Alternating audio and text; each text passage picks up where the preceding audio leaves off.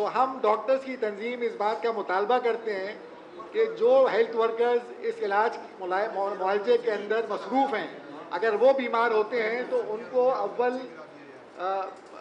अव्वल तरजीह दी जाए, उनके लिए कुछ बिस्तर मुख्तलिफ अस्पतालों में मुख्तस किए जाएँ ताकि उनकी देखभाल की जाए। जब लड़ने वाले फ़ौजी को ये पता नहीं होगा कि मैं अगर बीमार पड़ता हूँ तो मेरी देखभाल करने के लिए कोई मौजूद है, तो वो भी किस नीयत से और किस हिम्मत से और किस जज्बे से काम करेगा। तो ये हमारा मुतालबा है हुकूमत से कि वो ज़रूर कुछ बिस्तर मुख्तस करें डॉक्टरों के लिए, पैरामेडिकल स्टाफ के लिए, नर्सिस के लिए जो इलाज मुआवजा करते हुए बीमार होते हैं। और प्राइवेट अस्पतालों से भी हमारा ये मुतालबा है कि उनके अस्पतालों में जो डॉक्टर साहिबान मुतासर होते हैं, तो उनके अस्पतालों में भी उनके डॉक्टर्स के लिए बिस्तर मुख्तस होने चाहिए, उनके अस्पतालों में भी डॉक्टर्स को सहूलियात मुहैया की जानी चाहिए। आ गई मुहिम, अभी आप देख रहे हैं कि आ गई मुहिम को ख़ास तौर पे एक आध इश्तिहार हुकूमत का आ गया है, लेकिन उस पर कोई जोर नहीं दिया जा रहा।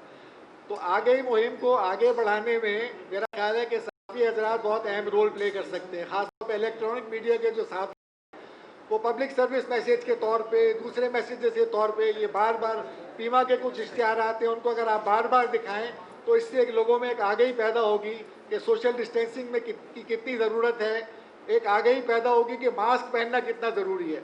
मैं आपको सिर्फ एक ये ताकीद कर दूं कि ये जो एक मास्क हमने पहना हुआ है, अगर मैंने भी पहना हुआ हो, मेरे सामने वाले ने भी पहना हुआ हो, तो समझें कि आपको तकरीबन 80% प्रोटेक्शन मिल जाता है बीमारी से।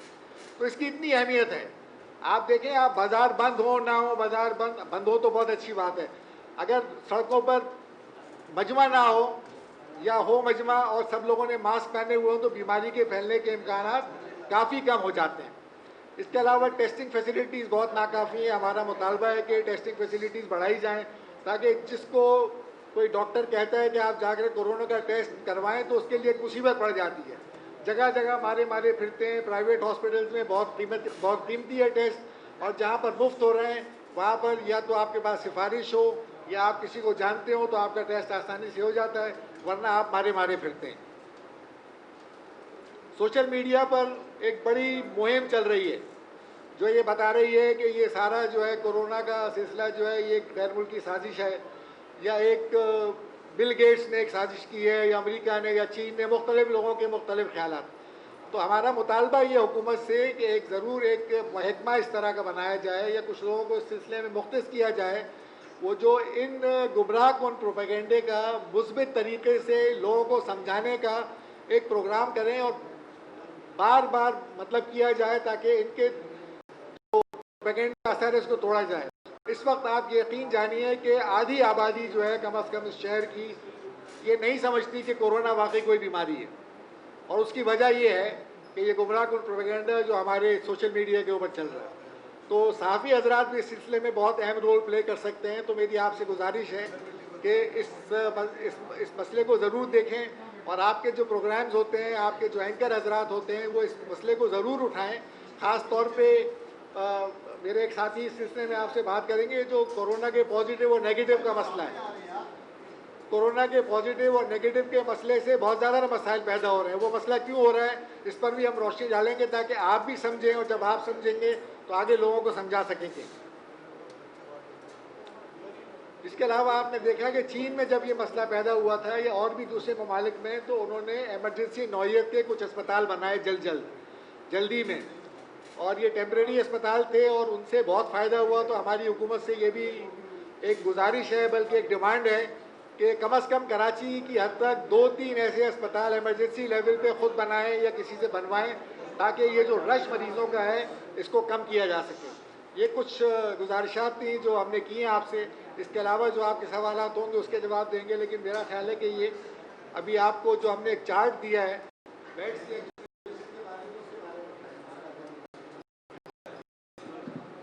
बिस्मिल्लाहिर्रहमानिर्रहीम। मेरा नाम डॉक्टर सुहेल अख्तर है। मैं चेस्ट स्पेशलिस्ट हूँ, इंडस हॉस्पिटल में काम करता हूँ और वहाँ पे कोरोना के पेशेंट्स को भी डील करता हूँ। मैं सिर्फ एक पॉइंट पे आज बात करना चाहता हूँ, वो है number of beds available to treat corona patients in Karachi. हमें हुकूमत सिंध से और मरकज़ी हुकूमत से शदीद नाराज़गी है, शदीद एहतजाज करते हैं कि एक तो उनको 3 या 4 महीने मिले। ज़ाहिर है उनको पता तो था ना कि पाकिस्तान में आएगा और बढ़ेगा, बिल्कुल बेखबर तो नहीं थे। उन्होंने 3 या 4 महीनों में क्या तैयारी की वो इस वक्त हमारे सामने आ रहा है, उसको हम अब भुगत रहे हैं। और ये नहीं हम पहले दिन से फरवरी के महीने से हाथ जोड़ जोड़ कर अपीलें कर रहे थे कि हमारे पास सहूलतें नाकाफ़ी हैं। तो एक तरफ तो मरीज़ों को मरीज़ बनने से रोकना है या कम से कम स्लो करना है, और दूसरी तरफ जिन सहूलतों को हमें पता था कि नाकाफ़ी होंगी उनमें बढ़ाना है। लेकिन हमारी सिंध की हुकूमत ने उसके लिए जो किया वो इस वक्त हमारे सामने आ रहा है। मैं उसका आपको एक हल्का सा खाका पेश करूंगा। उससे पहले इसकी फ़िगर्स में पेश करना चाहता हूँ।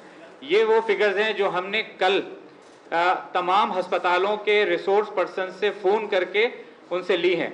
इसमें अगर कोई कमी बेशी है तो वो बहरहाल जो हमें इत्तलात मिली है हम आपको बता देते हैं। इस वक्त कराची में 12 हस्पताल कोरोना के पेशेंट्स एडमिट कर रहे हैं। 13वां जो है ज़ियाउद्दीन हॉस्पिटल किमाड़ी है, लेकिन वो अंडर प्रोसेस है। इन हस्पतालों में civil hospital Karachi, trauma centre, JPMC, Dow का Ojha centre, Indus hospital, SIUT, Lyari general hospital, Abbasi Shaheed hospital, Aga Khan hospital, Liaquat national hospital और ज़ियाउद्दीन हॉस्पिटल के 3 कैंपसेज हैं। तो ये कुल मिलकर 13 होते हैं, लेकिन एक्चुअली 12 में है। इसमें आप ये समझ लीजिए कि ये बेड्स को 3 कैटेगरीज में डिवाइड कीजिए। मैं चूंकि इसको डील करता हूँ इसलिए मैं आपको बेहतर तरीके से समझा भी सकता हूँ।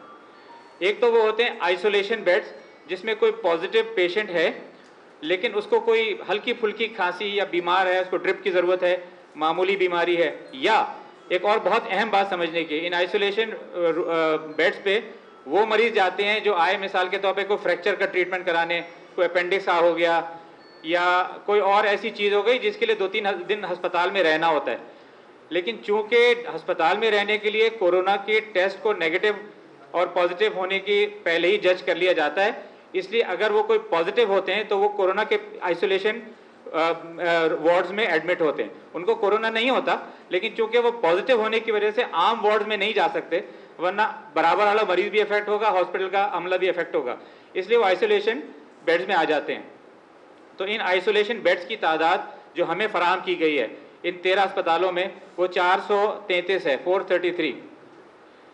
इनमें से ऑक्यूपाइड है तकरीबन 300। लेकिन एक चीज देखिए आई वॉश किसको कहते हैं, नजर का धोखा।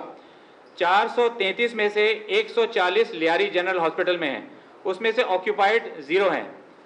इसका मतलब ये है कि उनमें कोई फैसिलिटीज की या तो कमी है या उसमें अमले की कोई कमी है, वरना जब लोग सारे जहान में मारे फिर रहे हैं तो 140 बेड्स कैसे खाली हैं। तो जब हुकूमत आपको बताएगी तो ये बताएगी कि जनाब 130 बेड्स खाली हैं कराची में, हालांकि इसमें कोई ना कोई वजह तो होगी ना। ये है आइसोलेशन बेड्स। दूसरी कैटेगरी, दूसरी और तीसरी तकरीबन मिला के देख लेते हैं, वो है हाई डिपेंडेंसी बेड्स और ICU बेड्स, HDU और ICU। हम ICU बेड उसको कहते हैं जो वेंटिलेटर के साथ हो, चाहे वेंटिलेटर उसका इस्तेमाल हो रहा हो या स्टैंड बाय पे रखा हो। और हाई डिपेंडेंसी वो होता है जिसको आइसोलेशन से ज़रा ज़्यादा दवाइयों की भी ज़रूरत है, ऑक्सीजन की भी ज़रूरत है। इनमें से बहुत से लोगों को नॉन इन्वेसिव वेंटिलेटर भी लगाया जाता है। तो हाई डिपेंडेंसी बेड्स की तादाद पूरे कराची के इन 12 अस्पतालों में 259 है और इसमें से 241 ऑक्यूपाइड हैं। और जो कम से कम ऑक्यूपाइड है, यानी जो सबसे ज़्यादा खाली हैं, वो भी लियारी जनरल हॉस्पिटल में।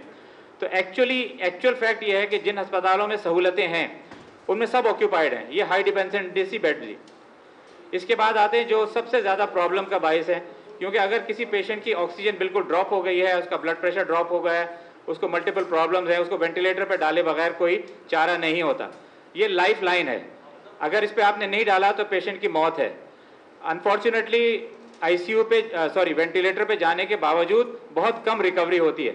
लेकिन अगर कोई मेरा भाई है, मेरा कोई अजीज़ है, मेरा कोई बहुत ही करीबी दोस्त है, मैं ये तो नहीं सोचूंगा ना कि इसको चांस होगा या नहीं होगा, मैं तो डॉक्टर से कहूँगा आप प्लीज़ डाल दें उसे।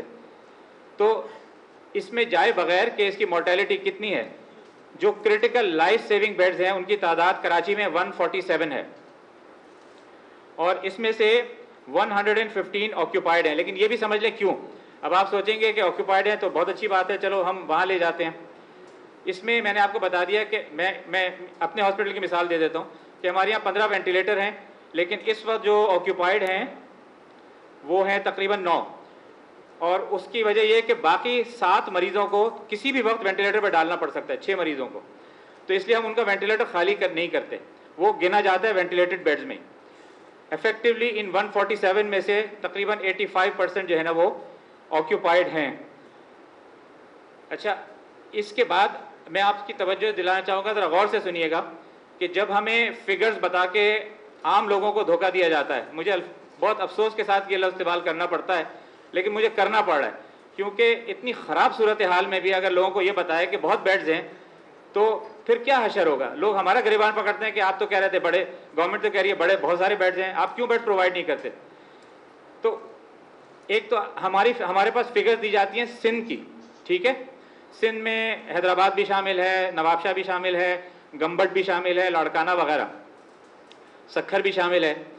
उनके ज़्यादातर बेड जो है हमने देखा वो ऑक्यूपाई नहीं है। जो हमारे पास फिगर सिंध की मिली थी वो मेरे पास कंसोलिडेटेड नहीं है। हमारे पास कराची से बहुत सारे पेशेंट सिंध से और बलूचिस्तान से आते हैं। क्या वजह है कि अगर वहाँ बेड्स हैं तो हमारे बहुत बेड्स ऑक्यूपाई करते हैं। तो अगर सिंध के अगर आप पूरी फिगर दें और उससे ये कहें कि 50% या 40% बेड्स खाली हैं, तो ये कोई ये नहीं कि बहुत इत्मीनान दे सूरत हाल नहीं है। हम इस वक्त वैसे भी बात हम कराची की कर रहे हैं। नंबर 2 पे देखिए, फिगर्स देते हैं कि 2500। मुझे बहुत अफसोस के साथ कहना पड़ता है कि NDMA के चेयरमैन साहब जो भी हैं, उन्होंने इतनी आराम से कह दिया कि 25% जो है ना पूरे पाकिस्तान में वेंटिलेटर ऑक्यूपाइड है। डॉक्टर सर, आपने कैसे ये कह दिया जबकि आपने टोटल वेंटिलेटर्स की तादाद बताई पूरे कराची।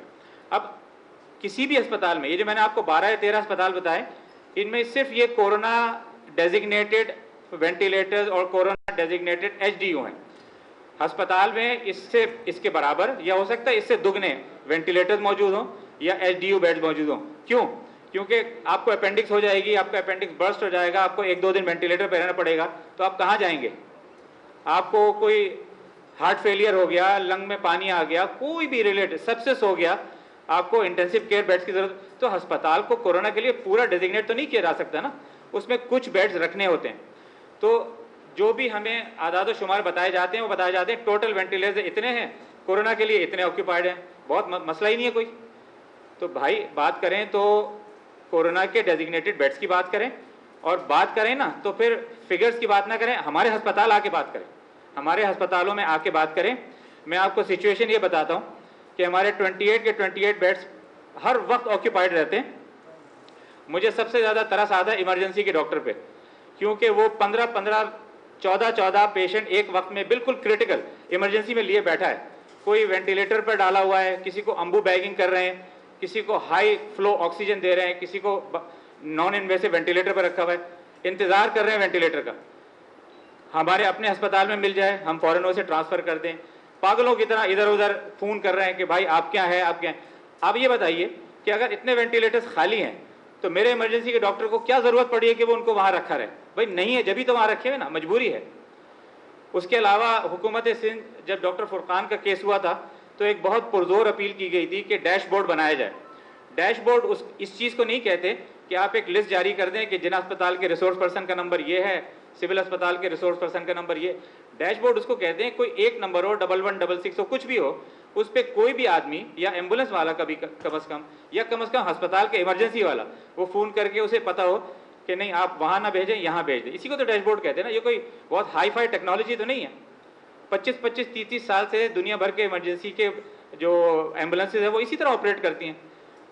डॉक्टर फुरकान के केस को कितना हो गया? 1 महीने से ज़्यादा हो गया। आज तक मेरे इल्म में नहीं है कि कोई डैशबोर्ड हो। अगर हो तो मुझे जानकर बहुत खुशी होगी। इस वक्त हमारे हॉस्पिटल के इमरजेंसी से भी और दूसरे एम्बुलेंसेज से भी लोग एक एक अस्पताल को फ़ोन करते हैं और उसमें आधा घंटा लगता है और हासिल कुछ नहीं होता। तो डैशबोर्ड अभी तक अवेलेबल नहीं है। तीसरी बात ये मैं आपको बताना चाहता हूँ एज अ प्रैक्टिसिंग डॉक्टर, और इस रूम में जितने डॉक्टर्स बैठे हैं मुझे नहीं लगता कि किसी की हालत मुझसे मुख्तलिफ होगी। वो हालत क्या है? इस वक्त हम टेलीफोन पर तकरीबन हर वक्त सुबह से शाम तक लोगों को होम आइसोलेशन की तलकीन कर रहे हैं। तलकीन क्या कर रहे हैं? उनको मैनेज कर रहे हैं। किसी पेशेंट की ऑक्सीजन सैचुरेशन अगर 85% आ रही हो तो इंतहाई क्रिटिकल कहलाता है, इंतहाई क्रिटिकल। उसको घर पे नहीं होना चाहिए, उसको अस्पताल में होना चाहिए, उसकी जान जा सकती है, उसको हार्ट अटैक हो सकता है, उसके किडनीज फेल हो सकती हैं, सब कुछ हो सकता है, लेकिन वो जाए कहाँ? घर पे लोग मैनेज हो रहे हैं। वे कहते हैं भाई अच्छा आपको ये है, आप ये प्रोन लेट जाइए, जो कि एक तरीका होता है, आप ऑक्सीजन कहीं से बंदोबस्त करके लगा लीजिए। एक रात को मेरे पास फ़ोन आया एक मेरे दोस्त का, जिनको खुद कोविड अभी पॉजिटिव आया है, उनके वालिद को वो डील कर रहे थे, रात को 11 बजे, सोहेल भाई वो एक ऑक्सीजन खत्म हो गई, क्या करूं? तो मेरा मतलब कहने का ये पेशेंट घर पे मैनेज करने के लिए नहीं होते, लेकिन मेरा अंदाजा ये, हमारा अंदाजा ये कि हज़ारों पेशेंट, मैं तादाद नहीं बता सकता, हज़ारों पेशेंट इस वक्त कराची में कम अज़ कम, सही कह रहा हूँ मैं, हज़ारों होंगे जो होम आइसोलेशन पर है, होम आइसोलेशन पर है, जान का रिस्क ले रहे हैं। क्यों रिस्क ले रहे हैं? दो वजूहात की वजह से। एक तो ये बेड नहीं है, कहाँ जाएं? इमरजेंसी में लाइन लगाने से बेहतर है घर पे कुछ कर लो, अल्लाह कर लो। दूसरी बात वो मिसकंसेप्शन कि वो हमें लेकर जाएंगे तो हमें यूं कर देंगे तो यूं कर देंगे, यानी हमें पढ़े लिखे लोगों को समझाना पड़ रहा है, वो किस वजह से है। वो बहरहाल वो मीडिया की बात तो बाद में हो जाएगी, लेकिन इस वक्त सिचुएशन ये है कि इंतहाई हालत ख़राब है, हमारे पास बेड्स की कमी है, हमें बेड्स का इंतज़ार है, और ये हुकूमत को बहुत पहले करना चाहिए था। हमें हुकूमत से शदीद तहफ़्फ़ुज़ात है इस मामले में।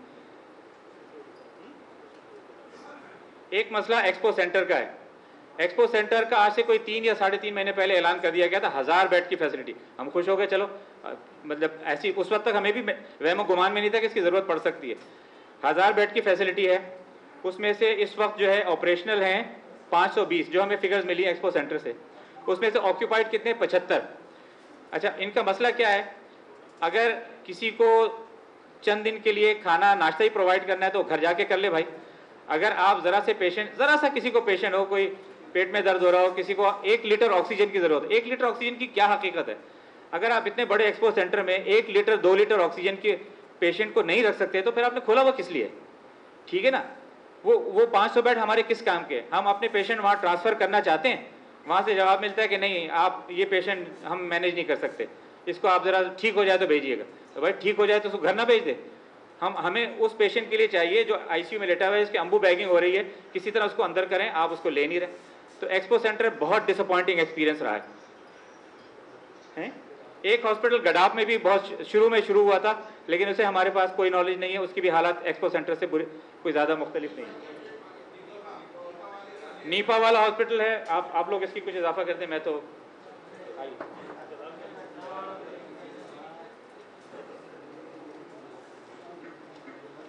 अस्सलाम वालेकुम। मेरा नाम प्रोफेसर जलाल अकबर है और मैं पाकिस्तान पीडियाट्रिक एसोसिएशन सिंध का प्रेसिडेंट इलेक्ट हूँ।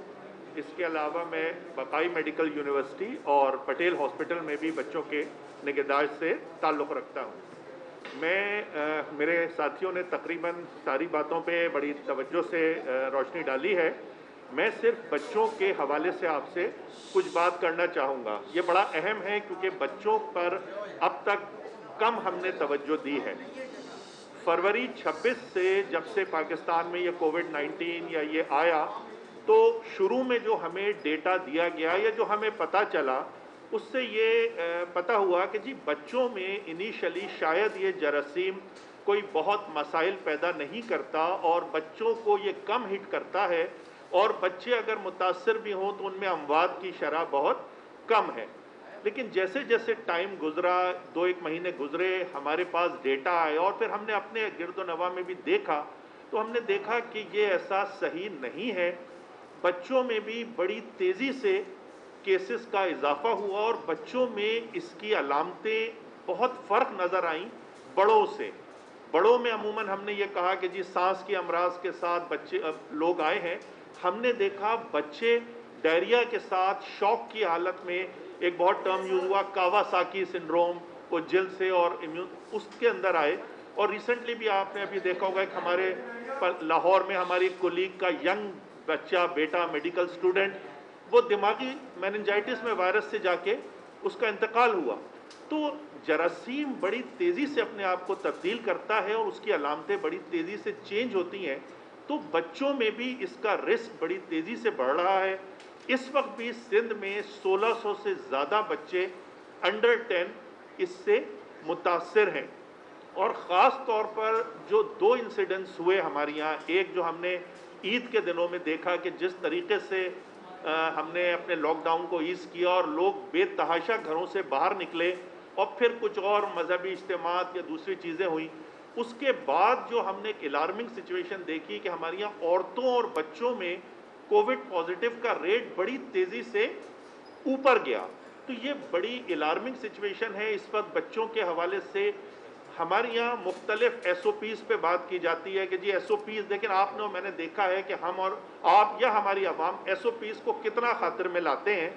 तो कम अज़ कम मेरी एज ए पीडियाट्रिशियन ये गुजारिश थी कि अगर हुकूमती लेवल पर कम अज़ कम इस टाइप के ही ऑर्डर जारी कर दिए जाते कि भाई बच्चों को अननेसेसरी घरों से निकालने पे पाबंदी होगी, उनको लेके मॉल्स में जाना, उनको लेके शॉपिंग पे निकलना, बच्चों को लेके मुख्तलिफ जगहों पर इज्तिमात में ले जाना, कम अज़ कम हम इसको तो रोक सकते थे, क्योंकि बच्चे का इन्फेक्शन बड़ी तेज़ी से मुंतकिल हो सकता है उसके आसपास के बड़ों के अंदर। तो ये बड़ा अहम हमारी नज़र में था कि बच्चों के अंदर जरासीम की अमवात अब बड़ी तेज़ी से कोविड की बढ़ रही हैं और ये अलार्मिंग सिचुएशन इख्तियार कर जाएगा। वैसे भी बच्चों के मालेज और उनकी तादाद उस तरह माशरे में नहीं है जैसे बड़ों के लेवल पर है। इसके अलावा हमने देखा कि इस कोविड की वजह से बच्चों की वैक्सीनेशन बड़ी मुतासिर हुई, जिसको हम इम्यूनाइजेशन कहते हैं। एक तरफ तो हम कोविड को डील कर रहे हैं, लेकिन दूसरी तरफ हमें अब ये खतरा पैदा हो गया कि कहीं हमारे बच्चे उन बीमारियों से जिनसे हम पहले उनको बचाते थे, जिसमें जैसे पोलियो था, तशन्नुज है, खुन्नाक है, काली खांसी है, खसरा है, ऐसा ना हो कि टीके ना लगने से इस कोरोना की वबा के अलावा हम एक और वबा को दावत दें और वो बीमारियां जो वैक्सीन से दब जाती थी या कंट्रोल में आती थी। तो मेरी आपके लोगों से गुजारिश है कि इसको प्रोपगेट करें, माँ बाप को ये बताएं कि अपने बच्चों को टीके ज़रूर लगवाएं, हिफाजती टीकों के लिए घरों से ज़रूर बच्चों को सेंटर्स में, अब तमाम सेंटर खुले हुए हैं, वहाँ पर ले जाएं।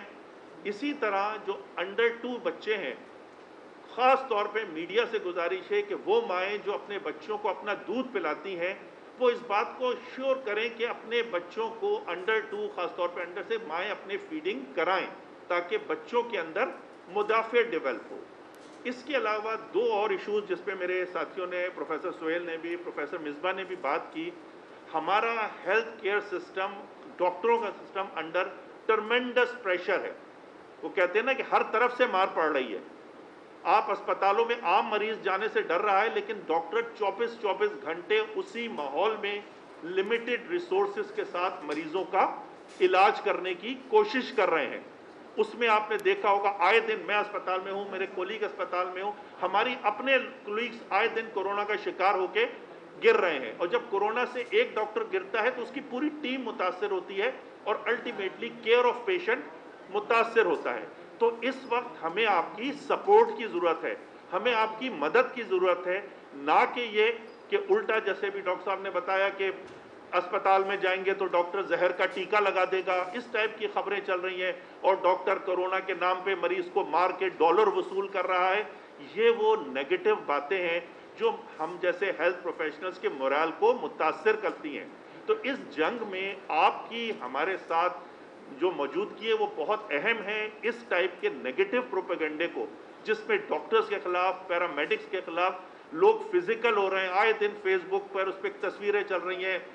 देखें, जब भी पेंडेमिक होता है ये एक स्पेशल सिचुएशन है, इसमें मैं आप सब सस्पेक्टेड हैं इस बीमारी के लिए। तो जब भी मरीज अस्पताल में आएगा उसकी और उसके लवाहिकीन की हिफाजत के ज़रूरी के लिए कुछ अवामिल, कुछ टेस्ट किए जाते हैं। उसको ये कह के रिएक्ट करना कि जी इसको मार दिया, इसको डॉक्टर ने गलत इलाज कर दिया, तो ये एक बड़ा नेगेटिव प्रोपेगेंडा है। हमें इसके खिलाफ आवाज़ उठानी होगी। और इसके साथ साथ मैं एक और आपको बात बताऊं कि जिस तरह गवर्नमेंट ने सबके लिए रिलीफ पैकेजेस निकाले हैं, इस वक्त हमारा हेल्थ सिस्टम भी शदीद दबाव का शिकार है। प्राइवेट हॉस्पिटल्स में भी कोरोना के अलावा बाकी मरीजों की भी आमद कम है। डॉक्टर्स को भी उनकी तनख्वाहें मिलना मुश्किल हुआ है। कई जगहों पर उनकी सैलरीज को कट डाउन किया जा रहा है। तो वो बेचारा डॉक्टर जो अपनी ज़िंदगी को ख़तरे में डाल के, उसको रिस्क अलाउंस तो क्या मिलता, उसकी अपनी मौजूदा तनख्वाह मिलना भी मुश्किल हो रहा है। तो ये एक आसान सिचुएशन हेल्थ केयर प्रोवाइडर के लिए भी नहीं है। जितने कर्ब और परेशानी से मरीज गुजर रहा है, उतने ही कर्ब और परेशानी से हमारी बरादरी भी गुजर रही है। लेकिन हम ये अपना इजहार इसलिए नहीं कर पाते कि लोग डॉक्टर को आम इंसान से कुछ अलग चीज़ समझते हैं। वो समझते हैं ना डॉक्टर बीमार हो सकता है, ना उसके साथ कोई मसाइल आ सकते हैं। तो मेरी आपसे गुजारिश होगी कि इस पे ज़रा ध्यान दीजिए और हमारे साथ ताउन कीजिए। शुक्रिया। शुक्रिया प्रोफेसर जलाल अकबर। इस हवाले से मैं एक बात करूं कि जो YDA के चेयरमैन हैं जिनको आज इस प्रेस कॉन्फ्रेंस में होना था, डॉक्टर उमर सुल्तान, उनका भी कोविड टेस्ट पॉजिटिव आ गया है और इस वजह से वो आज इस प्रोग्राम में शरीक नहीं है। तो डॉक्टर्स और पैरामेडिकल स्टाफ इनकी प्रोटेक्शन के लिए पीमा क्या कर रही है? मैं दुआ फाउंडेशन के जनरल सेक्रेटरी डॉक्टर फैयाज आलम से बताऊं कि वो मुख्तसरन बताएं कि पीमा और दुआ फाउंडेशन और YDA ने मिलकर डॉक्टर्स और पैरामेडिकल अमले की हिफाजत के लिए क्या किया अब तक। अस्सलाम वालेकुम, मेरा नाम डॉक्टर फैयाज आलम है। सबसे पहले तो मैं यहाँ जो मेरे दोस्त बैठे हैं उनसे खामोशी की थोड़ी सी अपील करूँगा और यहाँ सबसे पहले मैं खराज तहसीन पेश करूँगा हमारे जो सहाफ़ी हजरात हैं, मेरे सामने ही बैठे हैं। कुछ का नाम ले सकता हूँ, वक़ार भट्टी हैं, हामिद भाई हैं, हमारे आसिम हैं और बहुत सारे माशाल्लाह सारे सहाफ़ी जिन्होंने कोरोना को कवर किया है। उन्होंने हक़ गोई का हक़ अदा कर दिया। हेल्थ रिपोर्टिंग जितनी शानदार पाकिस्तान में हुई है शायद दुनिया में कहीं और नहीं हुई है।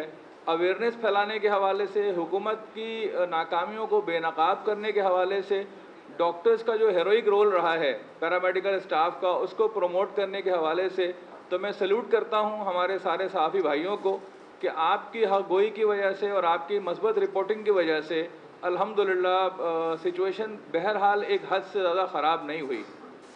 तो आप सबका हजरात का शुक्रिया और मुझे उम्मीद है क्योंकि कोरोना अभी रहेगा, इसके जाने का कोई इम्कान नज़र नहीं आता, तो आप अपनी ये मेहनत, क्योंकि आप भी फील्ड में हैं, आपकी जाने भी रिस्क पर हैं, तो आप अपनी ये मेहनत जारी रखेंगे इंशाअल्लाह ताकि आवाम जो है उसकी जानें बचाई जा सकें। मैं बिल्कुल बग़ैर किसी खौफ के, आपको पता है, आप सब अच्छी तरह जानते हैं कि किस किस्म के खौफ लाहक हो जाते हैं। मैं बग़ैर किसी खौफ के कहता हूँ कि NDMA और PDMA ये दोनों इदारे बुरी तरीक़े से नाकाम रहे हैं अपने फ़राइज़ की अदायगी में, बुरी तरीक़े से नाकाम रहे हैं। और वहाँ बैठ के अपने AC कमरों में बग़ैर दौरे किए हुए लोगों के, आप हैरान होंगे कि PDMA के चेयरमैन से मेरी ख़ुद बात हुई, कहने लगे जी मैं तो आइसोलेशन में हूँ, मेरे स्टाफ के 3 लोग पॉजिटिव आ गए, दफ्तर बंद है। जब PDMA का दफ्तर बंद होगा तो आप बताएं सामान कौन फराहम करेगा? कितनी दफ़ा ज़फ़र मिर्ज़ा साहब कराची आए, कितनी दफ़ा NDMA के चेयरमैन कराची आए।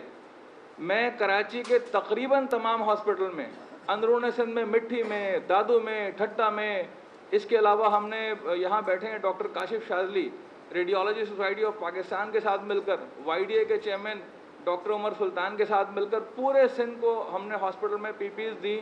हमारे सीनियर हैं डॉक्टर सुहेल अख्तर, आतिफ भाई हैं, मिसबा भाई हैं, इन्होंने डे 1 में ही हमें कह दिया था कि भाई ये काम करना है, गवर्नमेंट करे ना करे हमने करना है ये। तो अल्हम्दुलिल्लाह अल्हम्दुलिल्लाह पीमा इस वक्त पाकिस्तान की, मैं ख़ुद पीमा का मेंबर हूँ, मरकज़ी शुराओं का मेंबर रहा हूँ। पीमा ने इस मौके पर गवर्नमेंट से ज़्यादा रोल प्ले किया आगाही फराहम करने के लिए, डॉक्टर्स को PPEs के फराहमी के लिए। लेकिन देखें सोशल सेक्टर का एक महदूद रोल है। जो हम टैक्स देते हैं गवर्नमेंट को, NGOs को मिलते हैं ज़कात, खैरात, सदक़ात के पैसे, ये कैसे मुमकिन है कि गवर्नमेंट लोगों को PPEs ना दे और आप फराहम कर दें? ज़ाहिर है हमारा एक लिमिटेड रोल होगा। हमने मिनिस्टर हेल्थ को ऑफ़र की, हमने गवर्नमेंट ऑफ सिंध को ऑफ़र की, हमने JPMC, सिविल, आप कोई नाम ले लें, पूरी लिस्ट है अस्पतालों की जिनके हमने हर वार्ड को सामान दिया है अल्हम्दुलिल्लाह। मैं मुतालबा करता हूँ कि prime minister of Pakistan Imran Khan साहब जो है, जिनकी माशाल्लाह बातें तो बहुत अच्छी हैं, बहुत बड़ी बातें करते हैं वो, लेकिन भाई आपने 124 अरब का या उससे भी शायद ज़्यादा का पैकेज दे दिया मुस्तकीन के लिए। आप 5 अरब रुपए में, आज भी चैलेंज करता हूँ उनको, ये मेरी कोई हैसियत नहीं, मैं एक छोटा सा शहरी हूँ लेकिन शहरी तो हूँ ना, मैं आज उनसे दरख्वास्त भी करता हूँ, चैलेंज भी करता हूँ कि भाईजान आप जो है ना एक 5 अरब रुपए का, जो बहुत बड़ी रकम नहीं है, एक पैकेज अनाउंस करें PPEs के लिए। लेकिन वो NDMA के थ्रू नहीं बटेगा, वो आपके फजूल किस्म के ब्यूरोक्रेट्स के ज़रिए नहीं बटेगा। आप पीमा को इन्वॉल्व करें, आप PMA को इन्वॉल्व करें, आप YDA को इन्वॉल्व करें, आप अलखिदमत, दुआ जैसी NGOs को इन्वॉल्व करें। आप देखें कोई एक डॉक्टर शिकायत नहीं करेगा। इस वक्त तो आप यकीन करें पीडीएमए के चेयरमैन साहब से मेरी बात हुई, मैंने कहा सर वो कतर अस्पताल कह लेंगे सफिशिएंट क्वांटिटी में है। मैंने कहा sir Sindh government Qatar, Sindh government Liaquatabad, KIHD, civil, जना आपकी कायम अली शाह की साहबजादी नुसरत शाह, ये पूछें डॉक्टर जरा बैठे हुए कि हमने उनको PPS प्रोवाइड नहीं की? उनके अब्बा चीफ मिनिस्टर रहे हैं यार, क्या तमाशा है ये? उनको कह रहे हैं सफिशिएंट क्वांटिटी में, वो भी एक साबिक फौजी अफसर हैं, दोस्त हैं हमारे। मैंने कहा सर खुदा के वास्ते क्या आप गए सिंध गवर्नमेंट कतर अस्पताल? नहीं यार मैं तो खुद आइसोलेशन में बैठा हूँ। तो भाईजान आप अपने AC कमरों से निकलें, अपने महल्लात से निकलें, नीचे आए, हमारे लोग मर रहे हैं यार, डॉक्टर मर रहे हैं, उनके बच्चे नहीं है, उनकी बीवियां नहीं है, उनके घर वाले नहीं है, ये 100 लोग हम आप देखें ना। OPDs खुली हुई हैं, Day 1 से खुली हुई हैं, कौन कहता है कि OPDs बंद हुई हैं? Sindh government hospital north Karachi, मेरी अपनी वाइफ की भाभी वहाँ पर मेडिसिन के इंचार्ज है, एक दिन OPD बंद नहीं की है। मेरी वाइफ गाना कॉलेज से एक दिन OPD बंद नहीं की है। बगैर टेस्ट के सर्जरीज हो रही हैं, सब लोगों की जिंदगियां रिस्क पे लगी हुई हैं। को खुदा का खौफ है इमरान खान को खुदा का खौफ है ज़फ़र मिर्ज़ा को? दफ्तर नीचे आओ यार, आओ में लेके चलते हैं अस्पताल। तुम आंखों के अंधे हो, अकल से तुम बिल्कुल फारिग लोग हो तुम लोग। क्या किन लोगों ने मसलत कर दिया इन लोगों को हमारे ऊपर? बुलाए ज़फ़र मिर्ज़ा को आप लोग कराची, बोले चलो मेरे साथ चलो कि देखो यार तुम लोग फजूल बातें नहीं करो वहां बैठ के कि वेंटिलेटर फला नहीं है। रातों को 3-3 बजे खुदा की कसम जिंदगी अजाब बन गई हमारी। मैंने 10 पल्स ऑक्सीमीटर खरीदे, 2 दिन में चले गए लोगों के पास। दिन और रात का कोई हिस्सा ऐसा नहीं है कि हमें फोन ना आ रहा हो कि जी सांस नहीं आ रही, फला नहीं आ रहे, कहाँ जाएं। मरीज जो है वो डर रहे हैं घर बैठा हुआ। और ये जो कह रहे हैं ना 80,000 नहीं है भाई, लाखों में मरीज है कराची में इस वक्त। आप टेस्ट करवा लें और देख लें कितना मरीज निकलता है। तो मैं आप लोगों से हाथ जोड़ के दरख्वास्त करता हूँ, खुदा के वास्ते इन हुक्मरानों से कहें कि हमें केक खाने के मशवरे ना दे यार, हमें PPS दें। हमारे लोग मर रहे हैं, डॉक्टर्स, डेली खबरें आती हैं, आज भी खबर आई कि एक डॉक्टर मर गया। तो खुदा के वास्ते इमरान खान साहब तो 5-6 अरब रुपए डॉक्टरों को भी के लिए दे दो। हम तुमसे कोई अयाशियों के सामान तो नहीं मांग रहे, PPS मांग रहे हैं यार। शुक्रिया आप लोगों का। शुक्रिया फैयाज आलम साहब, आप अपने जज्बात का इज़हार कर रहे थे। प्रोफेसर शुजा फर्रुख जो पाकिस्तान सोसाइटी ऑफ ओटोलैरिंगोलॉजी के सदर हैं, मुख्तसरन। बिस्मिल्लाहिर्रहमानिर्रहीम। मेरा नाम प्रोफेसर शुजा फर्रुख है और मैं यहाँ पे पाकिस्तान सोसाइटी ऑफ ओटोलारिंगोलॉजी के सिंध चैप्टर के सदर की हैसियत से बैठा हूँ। काफ़ी कुछ कोविड के हवाले से यहाँ पे बातचीत हो भी गई है और बहुत सारे एस्पेक्ट्स जो है वो कवर हो गए हैं।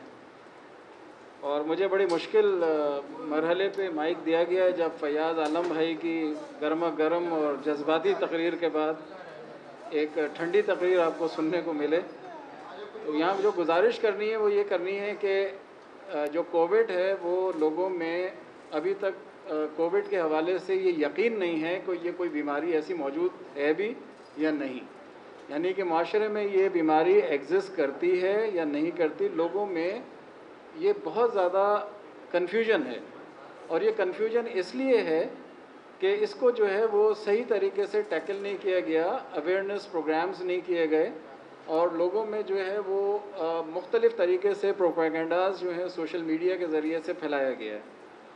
हम लोग जो अपनी प्रैक्टिसेस कर रहे हैं गवर्नमेंट हॉस्पिटल्स में भी और प्राइवेटली भी, वो हम मुसलसल मसरूफ़ अमल हैं और हमारे पास बहुत सारे मरीज़ ऐसे आते हैं जिनको SOPs का बिल्कुल कुछ पता नहीं है और वो हमारी क्लिनिक्स पे, हमारे हॉस्पिटल्स में बग़ैर मास्क के, बग़ैर किसी भी प्रिवेंटिव मेजर्स के बग़ैर जो है वो हमारे रूम्स में आते हैं और हम हमारे डॉक्टर्स के साथ इंटरेक्ट करते हैं। तो जाहिर है कि ये वो चीज़ है कि जो साइलेंट कैरियर्स हैं और जिनके पास सिम्टम्स नहीं है वो भी हमें देखने को मिलते हैं।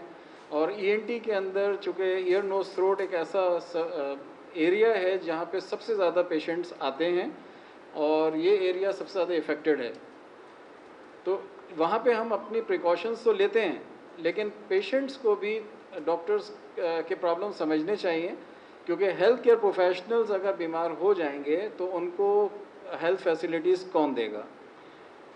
अब सिविल हॉस्पिटल में मैं काम करता हूँ, हमारे पास जो लिमिटेड मैन पावर है उसको जब हम कोविड के अंदर रोटेट करते हैं तो वहाँ पे जो लोग फिर उसके बाद हमें उनको गैप भी देना पड़ता है, क्वारंटीन करना पड़ता है, तो हमारे पास एक्यूट शॉर्टेज हो जाती है डॉक्टर्स की।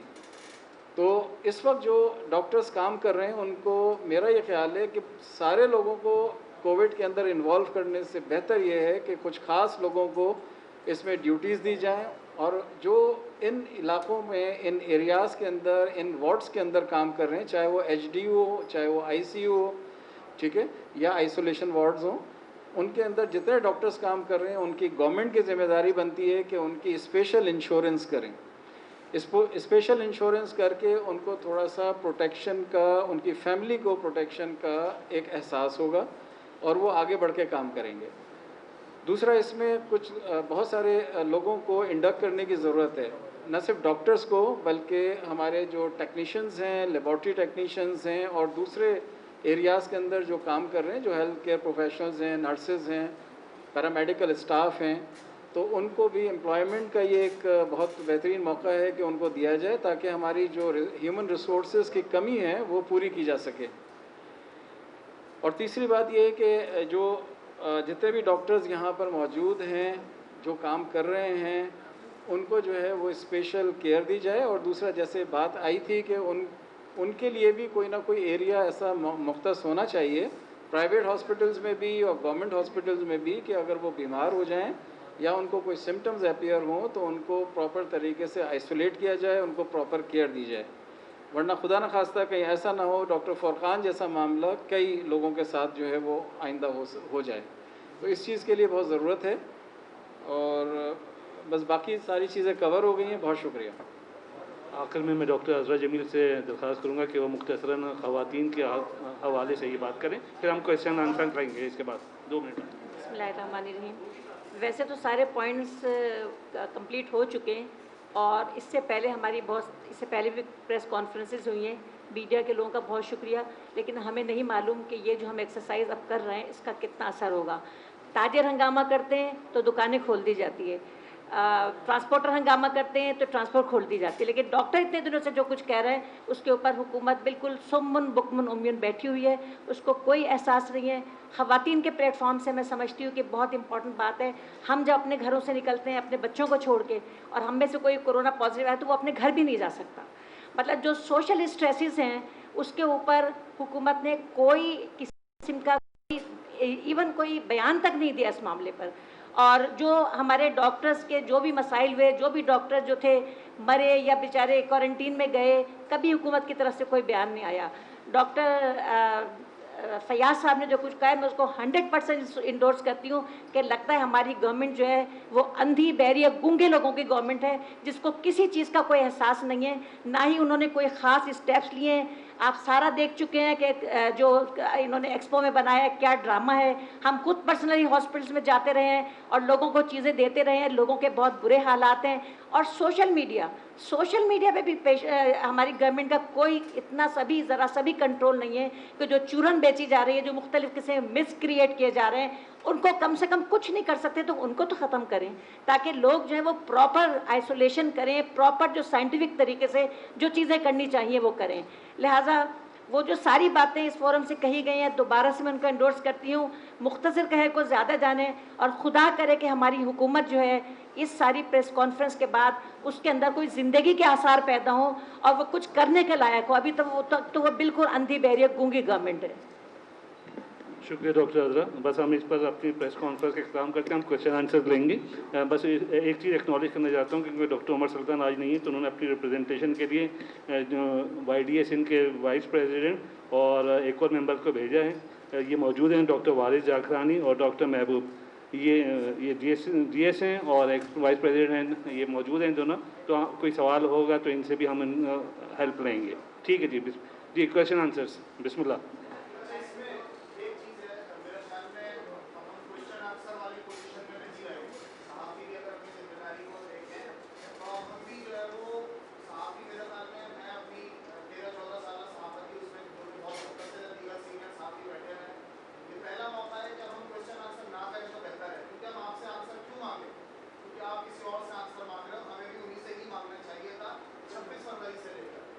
लेट हुए, आप भी ताकि में शिकार हुए, कुछ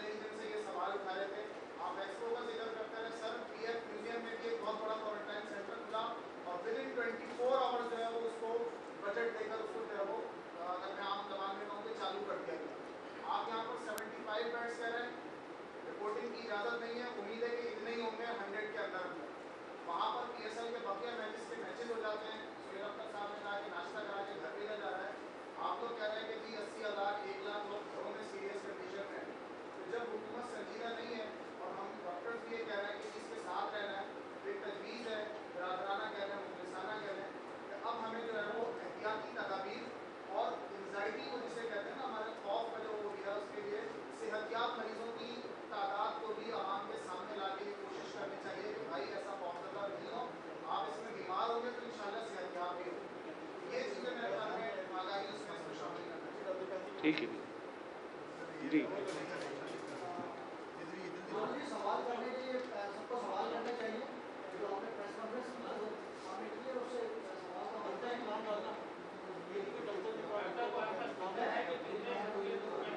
वो बात कर रहे थे, एक सेकंड वो बात कर रहे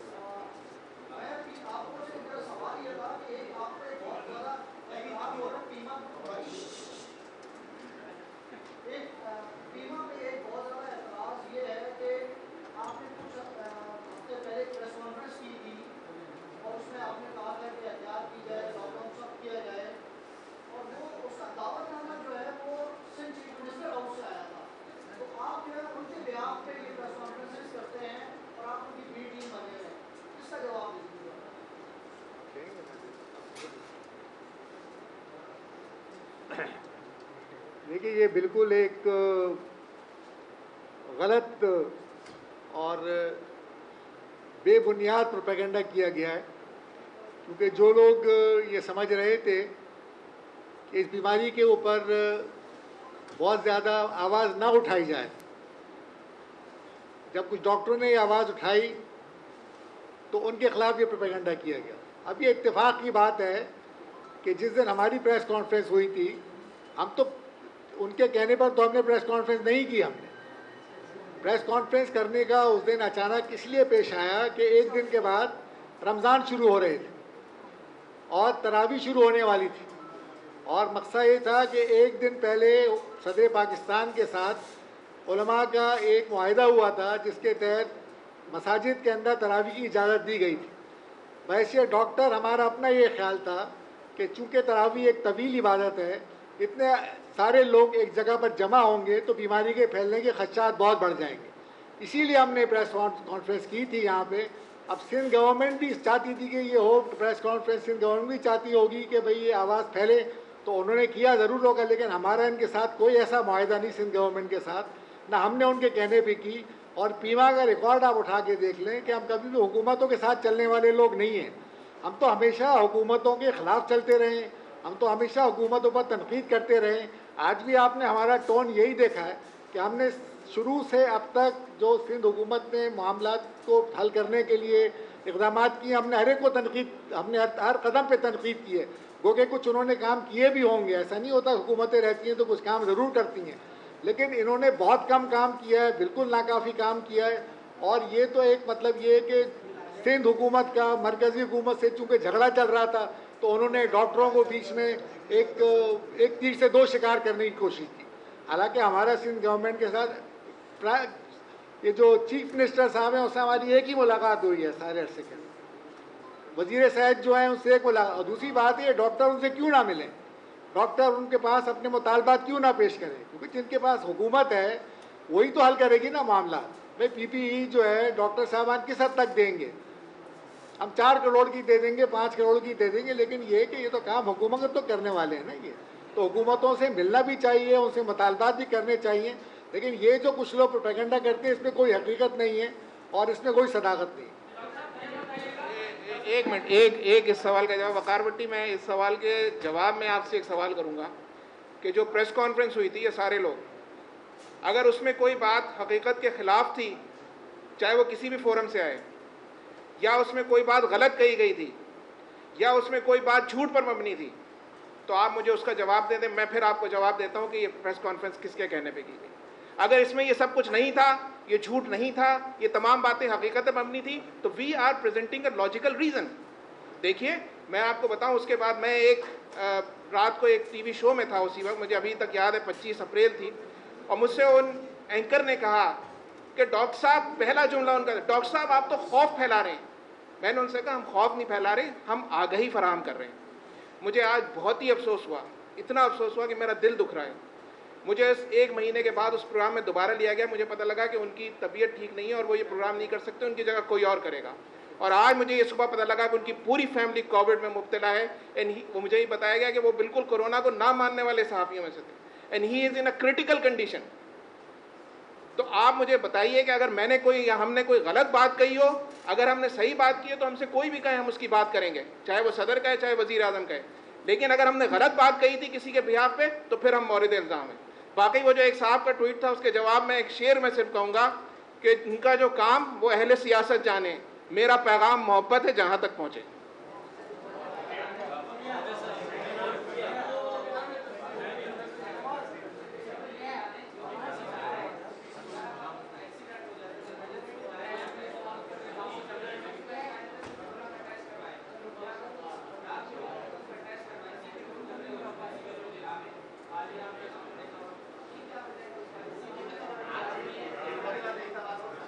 एक मिनट, मैं देता हूँ।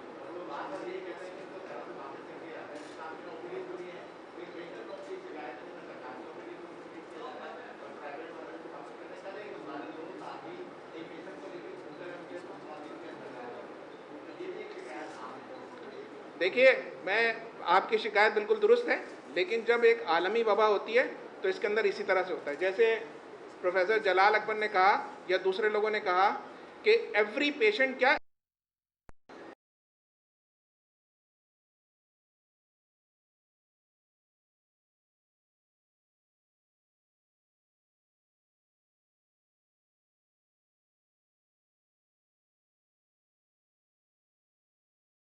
बैठे हुए किसी बुजुर्ग आदमी को या अपने बराबर बैठे हुए किसी कमज़ोर इम्यूनिटी वाले आदमी को ये ट्रांसमिट कर सकते हैं।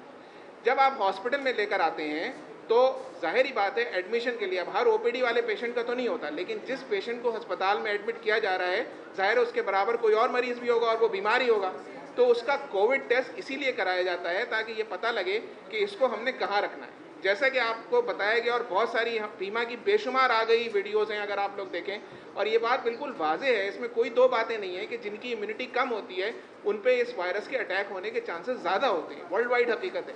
तो जब आप अस्पताल में लेकर आए यार, कोई आम चूसने तो नहीं आ रहा ना, बीमारी है उसको आपने दी और उसके अंदर जो है वो आप जाहिर है उसका कोरोना के टेस्ट कराते हैं, हो सकता है वो हार्ट पेशेंट है, हो सकता है उसको फेफड़ों की बीमारी है, हो सकता है उसको कोई कैंसर हो, उसके अंदर कोरोना पॉजिटिव हो सकता है। अभी आपने वो डॉक्टर साहब की देख ली मिसाल, अब तो खुदा के वास्ते अकल के नाशिंदे, he was a patient of viral meningitis. वो बच्चा जो सलीम ताहिर लाहौर में जो डॉक्टर शबनम का जो बेचारा इंतकाल कर गया, जाँ बहक हो गया यार, उसके बाद भी ये सवाल करते हैं and he ultimately turned out, जो वो वीडियो देख ले उसके बाद तो मैं कहता हूँ ये सवाल करने नहीं चाहिए किसी को। अल्टीमेटली क्या हुआ उसको, क्यों हुआ, वेदर हो सकता है कि अगर उसको वायरल मेनिंजाइटिस ना होता तो वो एक आम कैरियर की तरह रहता, लेकिन he has got the virus जो कि एक्सासर्बेट कर गया है उस वायरल मेनिंजाइटिस की वजह से। तो लो इम्यूनिटी में हर आदमी को कोविड का टेस्ट बहुत ज़रूरी है अस्पतालों में दाखिले के लिए। इसकी वजह नहीं, देखें वैसे तो शायद आपने सवाल करने की वजह से एक सवाल किया है, वरना साफ़ी हजरात को तो ये बहुत अच्छी तरह इसका जवाब पता होना चाहिए। देखिए, मेरे पास इस वक्त कोविड वार्ड में एक अपेंडिसाइटिस की पोस्ट ऑपरेटिव पेशेंट लेटी हुई है, एक डायबिटिक कीटोएसिडोसिस की 21 साल बच्ची है, उसको कोरोना के कोई सिम्टम्स दूर तक नहीं है, लेकिन उसूल अस्पतालों का ये है, इसी तरह और भी मैं मिसालें दे सकता हूँ। उसूल अस्पतालों का ये है कि अगर आप किसी पेशेंट को अस्पताल में दाखिल करेंगे तो अगर आपके पास अलग कमरे हैं आइसोलेशन तो ठीक है, लेकिन जनरल वार्ड में करेंगे और ऐसी जगहों पर जहां डॉक्टर्स पीपीई नहीं पहने हुए तो डॉक्टर्स को मरीज से लग सकता है और फिर डॉक्टर दूसरे मरीजों को लगा सकता है। तो अस्पताल में एडमिट होने के लिए ये शर्त शुरू से दुनिया भर में थी, सिर्फ पाकिस्तान में नहीं थी, कि आप कोरोना का टेस्ट करा लें। उससे फ़र्क क्या पड़ेगा कि आपको बता दिया जाएगा कि आप ए वार्ड में जाएंगे या बी वार्ड में। दाखिले की किसी को कोई इनकार नहीं कर रहा। अस्पताल में हमारे एक थिएटर है जिस वो इंटरकनेक्टेड है, 5 रूम्स हैं उसमें, वो 5 रूम्स इंटरकनेक्टेड है। अगर हमने कोई भी कोरोना पॉजिटिव पेशेंट का ऑपरेशन किसी भी रूम में कर लिया तो वो ऑक्सीजन के डक्ट्स के एयर कंडीशन के डक्ट्स के जरिए और दूसरे जराए से तमाम थिएटर्स में वो कंटेमिनेट हो जाएगा। उससे क्या नुकसान होगा कि हम उसके बाद कोई भी ऑपरेशन नहीं कर पाएंगे। तो ये टेस्ट इसलिए कराया जाता है कि अगर आप वो इलाज कहते हैं, उनको समझाते भी हैं कि भाई आपको फ्रैक्चर हुआ है, आपको अपेंडिक्स हुई है, कुछ भी हुआ है, करा इसलिए रहें ताकि ये तय करें कि आपको इस वार्ड में रखना है या इस वार्ड में रखना है। इलाज सबका होता है और ऐसा हुआ भी है। पूरे अस्पताल सिविल हॉस्पिटल में बंद नहीं हुए पूरे, मुझे याद नहीं आ रहा कौन से वार्ड का नाम था, 1-2 पेशेंट वहाँ दाखिल हो गए अनएक्सपेक्टेडली, पता नहीं था, बाद में एडमिट हो गए। उनसे डॉक्टर्स को लगा 12-12, 15-15 डॉक्टर्स और नर्सेज जो हैं वो इन्वॉल्व हो गए, काम करने को अमला नहीं, वो वार्ड बंद करना पड़ा। ये इसलिए करवाया जाता है। दूसरी वजह सुन लीजिए कि पेशेंट्स डरते क्यों थे।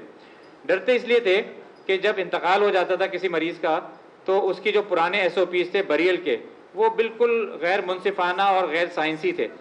वो हुकूमत खुद ही उनको जो है कहीं गुस्ल वगैरह के बाद तदफीन कर देती थी। हमने अल्हम्दुलिल्लाह इस पॉइंट को रेस किया और हमने बताया कि गुस्ल तक तो जो है एक थोड़ा बहुत रिस्क रहता है, तो प्रॉपर तरीके से PPEs पहनकर गवर्नमेंट अपनी निगरानी में कराए, ईदी या दूसरी फलाई तंजीमों के गुस्ल की जो जगह है वहाँ पर। उसके बाद खुद कहीं अपने किसी दूर दराज कब्रिस्तान में दफन ना करें, बल्कि मैयत को लवाहिकीन के हवाले कर दें।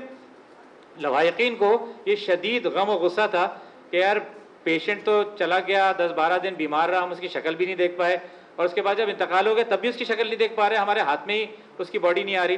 तो ये अल्हम्दुलिल्लाह जब से सिंध में ये ख़त्म हुआ है, कराची में कम अज़ कम, अब मुझे नहीं पता कि कोई ऐसा वाक़या हुआ हो, उसके बाद से लोगों के गम और गुस्से में भी कमी आई। ये करने का काम किसका था? गवर्नमेंट का करने का था। हमने उन्हें तवज्जो दिलाई और उसमें काफ़ी हद तक कमी हो गई वजूहात की वजह से। कोरोना का पेशेंट, जो भी पेशेंट एडमिट होगा अस्पताल में, उसका होगा ताकि दूसरे मरीजों को और डॉक्टर्स को भी महफूज रखा जा सके।